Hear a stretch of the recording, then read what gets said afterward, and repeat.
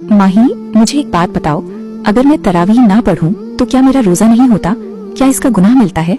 मैं कभी थक जाती हूँ, कभी ऑनेस्टली दिल नहीं करता। मुझे डर लगता है कि कहीं मेरा रोजा जाया ना हो जाए। मारिया, पहली बात ध्यान से सुन लो। तरावीह फर्ज नहीं है। रोजा तरावीह के बगैर भी वैलिड होता है। तरावीह एक सुन्ना मुअक्कदा है, बहुत एम्फसाइज सुन्ना, लेकिन फर्ज नहीं।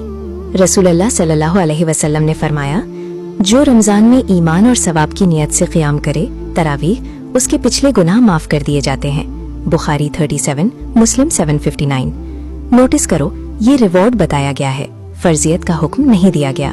तो अगर मैं तरावीह मिस कर दूं तो गुनाह नहीं मिलेगा? गुनाह तब होता है जब फर्ज छोड़ा जाए। तरावीह छोड़ना आइडियल नहीं है, लेकिन इससे रोजा टूटता नहीं। रोजा फर्ज है, तरावीह एक्स्ट्रा रिवॉर्ड का जरिया है। एक सहाबी रसूलुल्लाह सल्लल्लाहु अलैहि वसल्लम के पास आए और पूछा, या रसूलल्लाह, अगर मैं सिर्फ फर्ज नमाजें पढ़ूं, रमजान के रोजे रखूं, हलाल को हलाल समझूं और हराम से बचूं, तो क्या मैं जन्नत में जाऊंगा? रसूल सल्लल्लाहु अलैहि वसल्लम ने फरमाया, हाँ। मुस्लिम 15। देखा मारिया, फर्ज अदा करना बुनियाद है, नफल और सुन्ना दर्जा बढ़ाते हैं।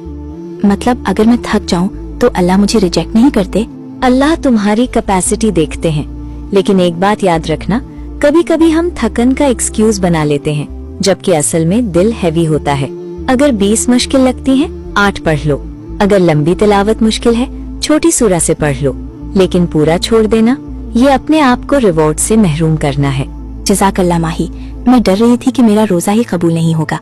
अब समझ आया, रोजा फर्ज है, तरावीह रहमत का गिफ्ट है।